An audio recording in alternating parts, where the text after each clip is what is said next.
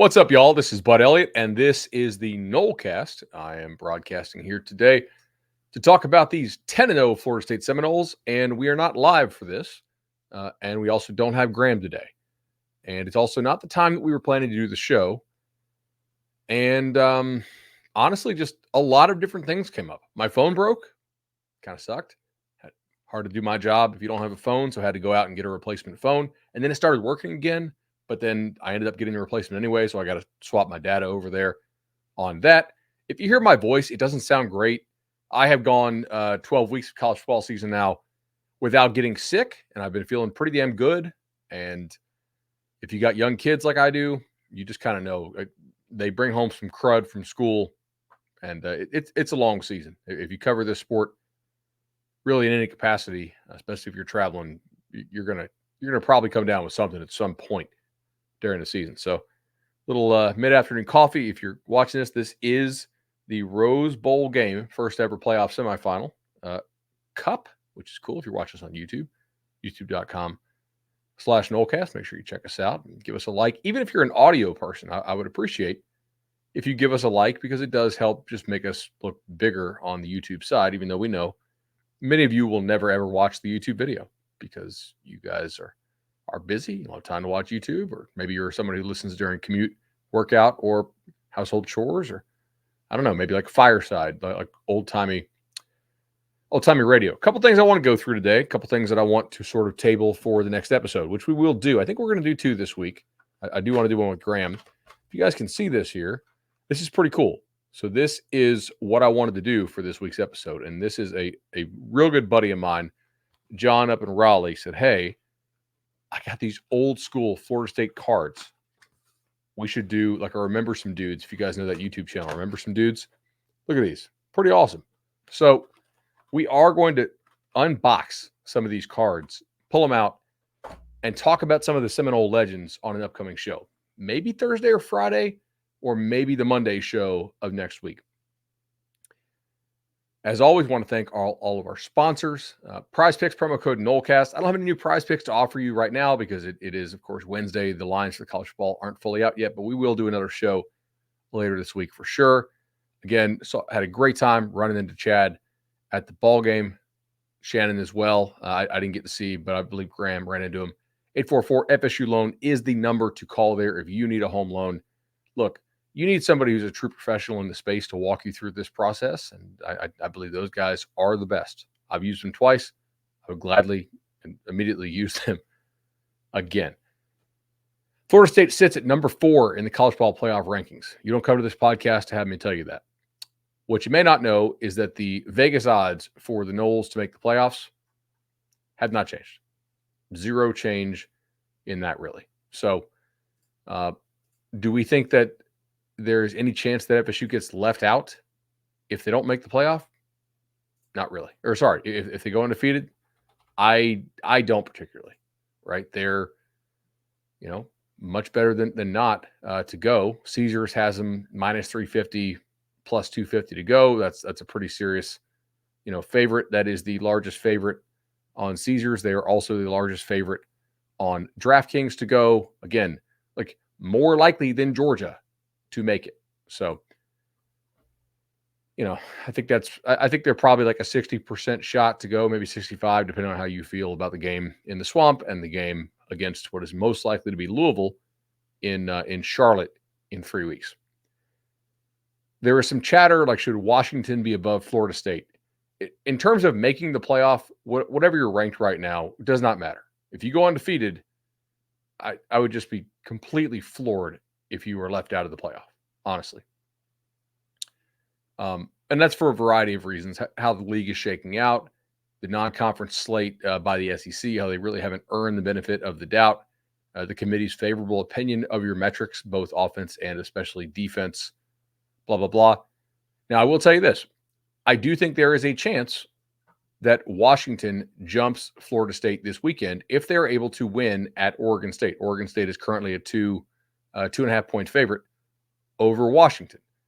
Committee seems to be a little skeptical of Washington because they struggled with two legitimately bad teams in Arizona State and Stanford, whereas FSU in week 2 or week 3 struggled against Boston College. That's a BC team that is already bowl eligible. So it's not as if they are horrible. They're certainly not good, but they're not awful.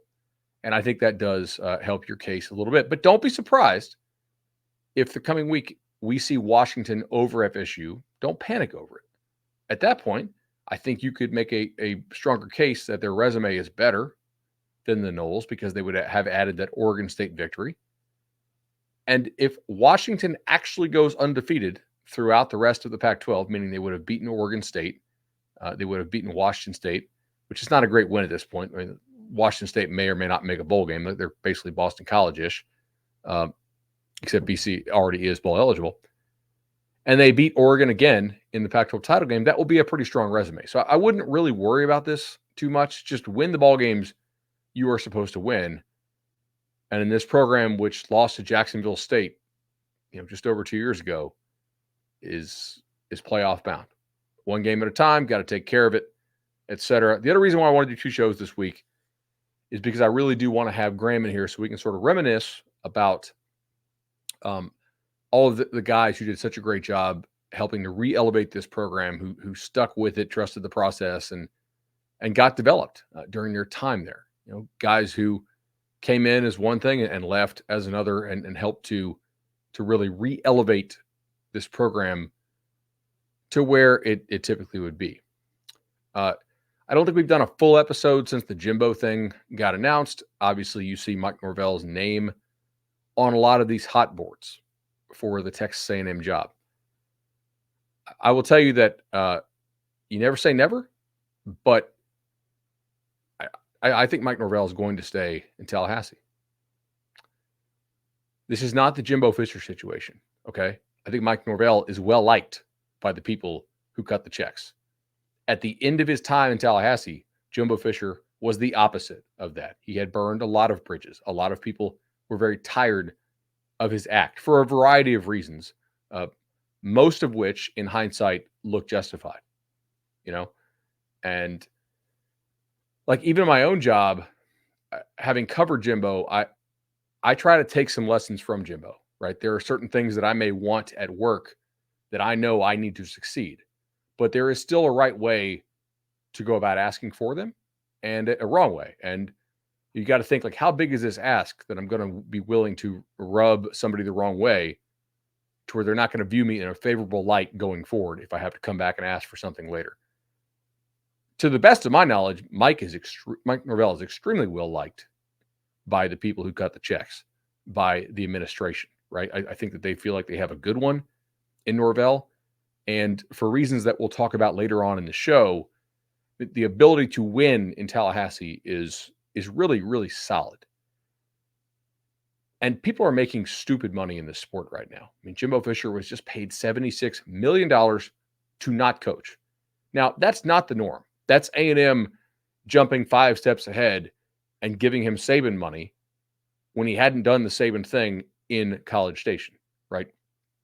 So, from that standpoint, a little foolish on their part, but I guess it's good to own all the oil, right? But there is a thing now in college football to where the difference between making, like Norvell makes 8-ish right now. I assume if he takes this team to the college football playoff that he will get a bump, probably 10. Look, there is a difference between making 10 and making 13. But it's not like the difference between making 4 and 7 or 8 and 11, or certainly not like 1 to 4. It's just that like diminishing marginal value of each additional dollar. It's not that you don't want it. Of course you want it, and your agent wants it for you and should. That's what good representation does. However, quality of life, stability, all of those sort of things also factor in. I look at the Jamie Chadwell situation, right? If you guys don't know, he was at Coastal Carolina. He was considered for a couple jobs this offseason. USF, Georgia Tech. I believe he could have had both those jobs, but he took Liberty. Liberty pays about the same, and Chadwell is an excellent coach, and he's going to have the most resources in that league and will consistently win that league or come real close to winning that league every year in which his quarterback is not hurt. And that allows him to really pick his spots if and when he ever does decide to leave. I think that's a really smart move. There is something to be said for staying in one spot for, let's call it a decade, being able to raise your kids there in the same spot, be around the same people, assuming you like them. If you don't, then go somewhere else that you want to be. But a lot of these coaches complain about not wanting to constantly uproot their family. I think Dan Lanning at Oregon has said similar. Like that. Just there is other factors I think matter more when the numbers get up so big to where we're talking, it's like a 15% raise somewhere else when you already make 10 or so million in a state that doesn't have state tax. So am I worried about Mike Norvell going to Texas A&M? Not particularly. Do I think it's impossible? No. I've covered college football long enough. I know weird things happen. If you're Norvell, you probably are like, hey, I would like to be relatively sure that FSU is going to get out of the ACC at some point, right? That NIL continues to be a major strength of this program, which it is. Obviously, my co-host Graham has done a tremendous job leading the battle's end. I talk to people from other collectives all the time, and they're like, dude, FSU's collective is really smart and well run. Like, thanks, man. I'm proud of Graham for that. So Norvell has this program on good footing. I think he has a good staff. I think he has the ability to make some changes if he wants to. Every year you continue to reevaluate the program, and I think that he will. But I don't think that this is, like, at the end, a lot of people were ready for Jimbo to leave. I don't think anybody in Tallahassee is ready to have Mike Norvell leave. Honestly, I don't. So if it did come, I think FSU would fight. I'll leave it at that. Somebody who can help you optimize your situation, just as I'm sure that the situation will get optimized in Tallahassee, is Matt Lewis at Congruity. Everybody can check out. Matt does a tremendous job optimizing your business. We have a whole lot of Nolecast listeners who own businesses who already work with Matt. If you want to hit up Matt, hey, it's real easy. Go to the show notes. We put the link to get in contact with Matt in the show notes. Just click it. You're watching the show or you're listening to the show, just click the link. Congruity HR, all of your business solutions and needs right there at your fingertips. Just click the link to his awesome website. All right, so now I want to talk a little bit about recruiting. FSU's recruiting has continued to get better every year under Mike Norvell. It was honestly underwhelming in his first two seasons. However, not surprisingly so, due to some of the factors surrounding him, including the taking over a school during the COVID dead period, which was problematic and tough. And he's continued to have to evolve his staff, evolve the methods, expand the staff, get more support for it. And I think, honestly, learn as a head coach and as a manager of people how to manage a staff from a recruiting standpoint at the upper Power 5 level. And I really define that as there's about 18 jobs where talent acquisition is the most important, not the only, but the most important piece to winning. I've talked about these 18 schools for a while. When I publish my blue chip ratio, they're the 18 schools that I look at it and say, if that school's not in there, that's a problem, especially if they're not in there for multiple years in a row. Florida State has not been in there recently, but they are ascending, and they will be back in there very soon. Blue chip ratio, of course, is what I define as the minimum amount of high school talent that you need to recruit over the prior 4 years in order to win a national title. So those 18, of course, Miami, Florida State, Florida, Georgia, Clemson, Auburn, Alabama, LSU, Texas A&M, Texas, Tennessee, Notre Dame, Ohio State, Penn State, Michigan, Oklahoma, USC, and Oregon. I believe that's 18. And Mike's at one of those. He's now starting to recruit like a much more big-time program recruits. And people say, hey, recruiters recruit. Your record doesn't matter. There is some truth in that. That's not a lie. But on the extremes, that's wrong. And we've seen it be wrong. We saw it be wrong when Willie Taggart had an awesome recruiting class built up over the summer before that disastrous year that he had on the field. We are now seeing it be wrong in Gainesville. As I record this, Florida lost another blue chip recruit today. That is 3 in the last 4 days. And there is a non-zero chance that another one happens by the time you've listened to this program. On the flip side, it only logically follows that if you are preaching to recruits for several years in a row, trust me, watch the process, watch our results. That if you follow through on those statements, if you give recruits a reason to believe in you, in your development, in your coaching and game, especially in your culture, do recruits, when they get on campus and talk to players, are they getting the answers they want? Some of those questions would include, hey, when the local businesses that partner with NIL, when they say they're going to pay this, do they do it? And the answers are good. Hey, like coaches talk about family. Do you guys feel a family feel? When the answers are good, recruiting goes better.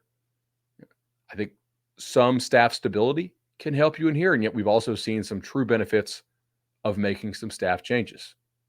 Pat Surtain come on, and he has done a really nice job in recruiting, connecting with these young guys, all of whom who know his son.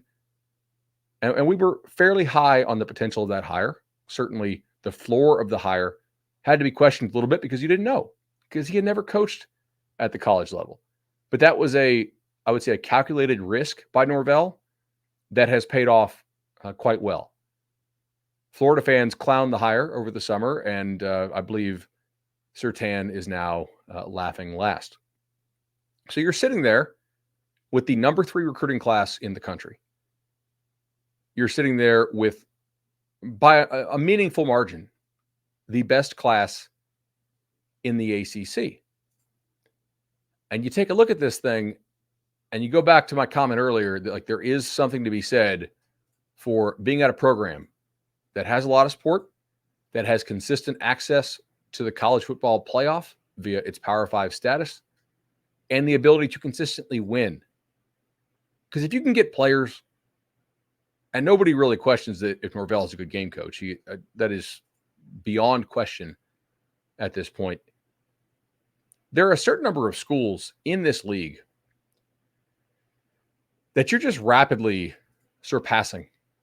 And I, for one, with NIL, with the transfer portal, with the amount that the program cares compared to other programs in the league, I believe that FSU's dominance over the bottom half of the league is going to very quickly look like what it was in the 90s. There are a certain number of schools that just are not going to be able to play with you athletically. And I would pretty quickly move to including some schools like Wake Forest in that designation. When we see a Wake Forest offensive tackle have a PFF grade of 9 or 7, and we talk about how some of these schools, their best players are now on other rosters because they failed to keep them by having a good NIL program available. Florida State's kind of decided here that it wants to play big boy football. And I'm not going to say that other schools don't want to, but there is sort of the ability. I mean, I can't just go and decide tomorrow that I'm going to dunk. I'm 6'2", but I'm almost 40. I'm not going to be able to just throw down, no matter how hard I really want to. Having the ability and the commitment, I think, allows you to elevate to a spot where you are winning ACC games at a really high clip. That's an extremely attractive coaching position. Hey, come make $10 million and have the best roster in the league, where about half the league in a couple of years probably is non-competitive at all. Now, Miami, Clemson, North Carolina, they'll still be, certainly. NC State, I don't think has a desire to go away. Ditto for the Hokies. These other schools, though, which they'll make up about half your ACC schedule going forward for however long you're in this league. And I'm not really thinking you're going to be in this league forever, but until you are, I kind of look at Norvell as being a bit in that Chadwell situation if you wanted to be, right? There's no real reason to leave. If Chadwell wants to, he can raise his kids at Liberty for the next 10 years. He'll probably win 7 or 8 conference titles. His kids will have like a normal life, not constantly moving around, all the time. Not there's anything wrong with that. I mean, coaches move all the time. Hell, people who are paid a lot less than coaches do as well. But the way you're recruiting right now, especially when you have the reputation as being as good of a transfer portal place that you're at, meaning kids believe if they come in via the portal, they'll be treated fairly. They'll be given a real shot, that FSU will use them most likely, and that it can work out. Like, that is a good reputation to have on the market. There are always things they can do better. But right now, things do look pretty damn good when it comes to the recruiting side. The Miami game helped a lot. All the recruits I've talked to from that thing, all the people surrounding it, they all said, like, that atmosphere, the weather, the fan support, the energy, the celebration, just kind of nailed it. Good experience, good feedback, consistent, more winning. All that stuff really helps. Really helps. And I think it establishes the ability to dominate the conference. I already said that. I have said on this show before, although not as recently, because things started to trend in a better direction. But when you were initially building out of the portal, we talked about when it was time to flip the switch, because your hit rate out of the portal has been extremely high. It is also worth asking whether it is sustainably high. And my opinion was that you probably still had the ability to have one of the highest hit rates in the portal because you've demonstrated an ability to scout it really well. And with portal players, you've also shown something on film. So there's some guess as to how they play at the college level. So in general, portal guys, they should hit higher than high school recruits, but their ceiling is also a little bit less. So you probably a little higher floor, lower ceiling. And we know that Florida State needs to add more high ceiling players. And I had asked, are you building a team or are you building a program? This is the kind of class that tells me that you're building a program and not just a team, right? You need to stack these a couple years in a row if you want to get to like where Georgia, or if Bama had a quarterback, I would throw Bama in there. Maybe Milroe's that guy. We'll see. I'm a little skeptical that what they did against LSU with all 4 corners out and their best D lineman out is necessarily a sign that all is fixed with the offense, considering they barely beat Arkansas and struggled with Tennessee for a good portion of that ball game. But we'll see. Or Ohio State, etc. We know what it looks like. We know what it looked like under Bowden and before things went really sideways under Jimbo.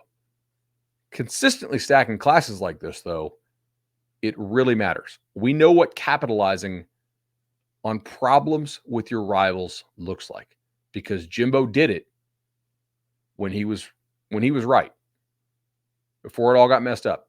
When he was right, like, they took advantage of Urban Meyer slipping at the end of his time there in Gainesville.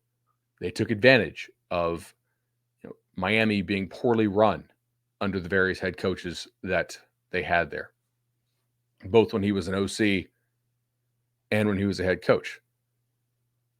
Florida had an awesome class entering the week, and they still have some really nice players in that class, but there's certainly an opportunity for the Noles to continue to take advantage of that. Miami, they'll still swing. And we joke about it, but the idea that Life Wallet stock tanking is crippling Miami's NIL, I don't think that's accurate. Not fully.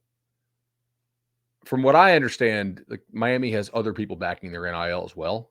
And that'll be really important for the Noles too. Like, they need more people to be all in.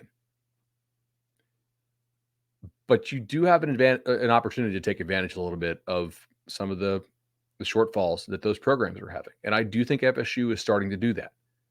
The messaging there has been pretty consistent. Like, hey, we won at Memphis. That's like the best G5 league that you can do it in. We're going to score points. We're going to develop players. And we're going to have guys who I would say for the most part are generally happy to come to practice and happy to be part of a program. And we know what it looks like when they're not. Look at Tyler Van Dyke today in his interview, the Miami quarterback. Now, granted, he's had a tough situation. He got benched. He's been injured. He said, I'm not going to let football steal my happiness. That's an interesting comment from your now starting quarterback because the freshman quarterback, Emory Williams, got hurt. So things are going well in recruiting. I don't know if you guys caught it, if you're on Twitter, but awesome interview given to Zach Blosteen of Knowles 24/7 by receiver Jeremiah Smith out of Chaminade. He is the number one player on 24/7 Sports. It is extremely rare for a receiver to be rated that high. But if you want to check this out, I did an interview on the Cover 3 YouTube channel on Jeremiah Smith. I know a lot of Nolecast listeners also listen to Cover 3 to get a little more national perspective. Jeremiah Smith is a player who I sincerely believe, I don't know if he would start for you right now at receiver, but I think he would play for you in like a playoff game. He is a different level of receiver, really, than very few guys who I've ever seen in person as a high schooler look like that and move like that and seem to have an understanding of the game for that. It's just 24/7 doesn't put a lot of receivers number one in the country. That's not normal. And yet here he sits. FSU's just been consistent with Smith, just getting him up. We know that he loves Keon Coleman, right? LSU game, a couple other times. Some FSU's recruits have been on him pretty hard. Obviously, if you're Luke Crumenoak, you want to throw to that guy. And I think they've been on him. Having him up again for the Miami game. Miami's also recruiting Smith. I don't think he's going to go to Miami. If I had to handicap it right now, I think FSU is a legitimate chance to flip Smith from Ohio State. Obviously, Ohio State also has a great long-term track record of developing receivers, right? If you're the Noles, you say, hey, when Keon Coleman, who's one of the very best receivers in the country, when he hit the portal, where did he decide to go? He had 1 year to spend. Guy was a good player. How did he elevate from good to amazing? Well, first of all, he got a better quarterback. Can't really beat around the bush about that. But you're going to a school in Tallahassee where the head coach, that's what he played. If you don't think Norvell is giving a little extra attention to receivers, you got another thing coming. You put Jeremiah Smith in this class, that is a major, major feather in the cap for what you're doing from a recruiting standpoint. And I think they've got a real shot. I think he's got a decent connection with Ron Dugans. I think he likes Keon Coleman a lot. I think he's connected with Norvell pretty well. I mean, they've been on him for a long time. They were able to see him in person down there.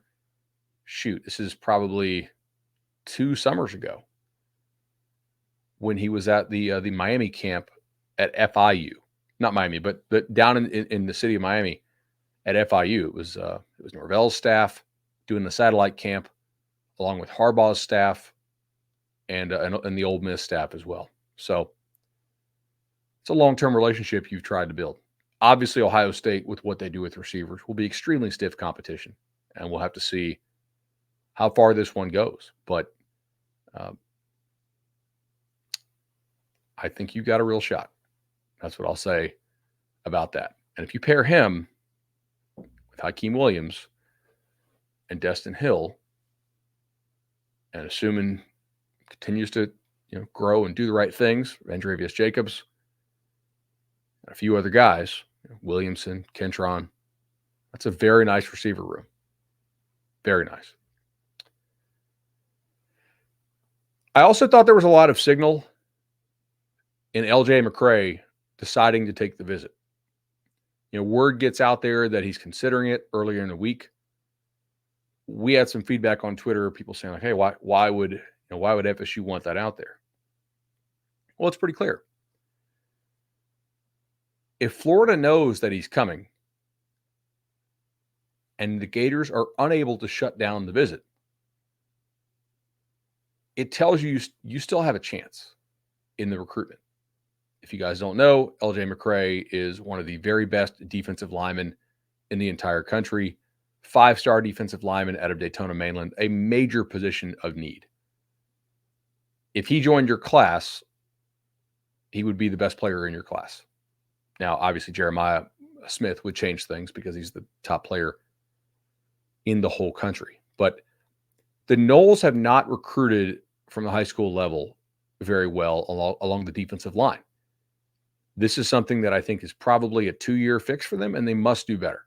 If they want to win a national title, they have got to do a better job of recruiting the defensive line, having those dudes who are game wreckers and drive enders. And they've not really done that at a high level. That's sort of an area that I think Norvell is going to continue to have to address, and an area that they'll probably have to attack in the portal a little bit as well. But getting a guy like McCray would start to move the needle and start to change the game if they can pull it off. Will they? We'll see. But getting him up, making it again on campus, that's a first step. Also, it looks like he's probably going to visit Miami this weekend. I saw that on Twitter. I think that was Gabby from my Miami Hurricanes 24/7 sports site. If it was like a rival site, I apologize. I think it was Gabby. He does a great job down there. The fact that, if true, if McCray is visiting other schools, that tells me that maybe he is more open. Again, as I referenced earlier, Florida is losing players out of their class right now. They'll still play their butts off about 10 days from now when the Noles go to the Swamp. And that is not an automatic win by any stretch of the imagination. Florida also has to go play at Missouri, a team that's been playing really well. Look, Florida could win the next two. They could lose the next two. I'm not predicting doom for their class. They're still a legitimate SEC school with an NIL operation and a good recruiting staff. But could the door be open some there? We'll see. Probably should have paired this kid next, honestly. But Cam Coleman, big-time receiver out of Alabama, sort of abruptly committed to Texas A&M this summer. Obviously, Texas A&M has fired Jimbo Fisher. Coleman has not decommitted, but it is understood that all options will be considered. They've had him on campus a couple times. Your track record landing players from Alabama is very poor, as is basically everybody who tries to pull kids out of that state. Auburn, I think Auburn has probably made up some ground on this based on my understanding and just sort of the whispers that I hear along the recruiting circuit. But I'm not sure FSU is totally dead there, and we'll have to continue to monitor that situation. A couple more here if you want. Kai Bates is a player who I've discussed many times, I think, on this show. Cornerback at Edgewater. He also played some receiver earlier in his high school career. A little coffee here, a little juice up.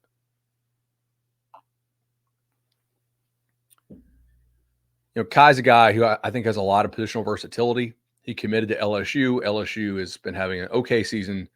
Defensive back, not so much. And he did decommit along with another defensive back decommitment from the Tigers over the last week. He visited FSU recently as well. And look, Bates is a nice player. I think this kid can play. I think he's physical. I think he's got a lot of athleticism to him as well. And he's just sort of scratching the surface of what he can be. Like if I'm Florida State and he wants in, or Xavier Lucas wants in, the DB from South Florida who's committed to Wisconsin.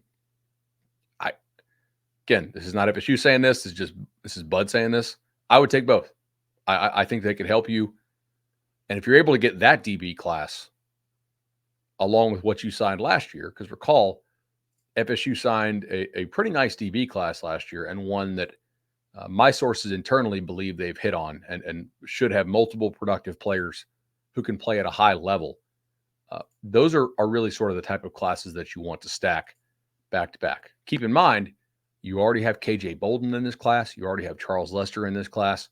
You already have Jamari Howard in this class. I mean, this is a nice class of DBs. Ricky Knight's a versatile kid who can play safety or corner for you, depending on how everything shakes out. CJ Hurd is listed as a safety. And look, the bottom of the class at this point, price of poker doesn't change, y'all, right? I think that some of these guys, not that you would force anybody out of the class, certainly, but these recruits generally are pretty bright. And I think they look around and they say, all right, they got that kid and that kid and that kid. Oh, and him too. And him. Shoot, he's coming now. What? Him? And although these guys have amazing belief in themselves, they're not dumb. They have an idea of when it will take for them to get on the field. So if you're not a real highly rated DB, or maybe at some of the other positions that FSU's recruiting extremely well, again, it wouldn't shock me to see a decommit or 3 out of the bottom of the class, because FSU's recruiting cachet has changed quite a bit as the 0 in the loss column stays the 0 in the loss column, but the win column continues to change. A couple other guys, 2025s. I saw Jamie French at the hotel. He's been on multiple visits to Tallahassee. Jacksonville receiver who I really like. I just love his ability to adjust to the ball. Like, I've seen this kid. He's got good speed, but he's not like a 4.2 kid, I don't think, unless I've not had him on the laser, just watching him play. But his ability to adjust his routes, tempo the route, catch the football is really strong. I also saw Jared Smith, big-time defensive end, out of the state of Alabama. Again, look, like, are you going to sign a top 10 player in the country out of the state of Alabama? Typically, the answer is no. But as long as you have reasonable backup plans, if you don't get the kid, kind of makes sense to keep bringing him down for visits, right? Just keep the relationship alive. You never know what may happen, especially in the era of the transfer portal. So I think that's pretty much it as far as guys who, like, the casual recruiting fan should probably care about. FSU's at 23 commits right now. I think you do have a decent bit of roster attrition coming. We're not going to shy away from the fact that many of the guys who they took in the first 2 years are not really ACC championship or playoff caliber players. They sort of got what they could get, but the reality is that some of those players who you took in the first 2 years, if they're playing for you, you're probably getting fired. And Norvell and those guys certainly are getting fired because they've elevated the roster quite a bit. So I would expect a decent number of guys on the roster to seek playing time elsewhere. And that's not a knock on the roster or on them. I mean, it's just sort of how the game is, right? FSU is elevating a bit right now, and we'll have to see how things continue to go. Really excited to have Graham back on the show, probably tomorrow or Friday, or maybe we'll do it on Saturday morning. Who knows? We will not do an instant reaction to the North Alabama game because, again, it's North Alabama. Our pledge to you is always that we want to do shows that we would want to listen to. On the Monday show, we will probably do maybe some review of the ball game, discuss all the young guys who hopefully get in. Mike Norvell last year played a ton of dudes in their FCS game. So I would anticipate that they really empty the clip in terms of unloading the roster, and we'll see how that goes. So, yeah, I think, make sure I didn't miss anything else here. Check my messages to make sure nobody sent me anything during the show.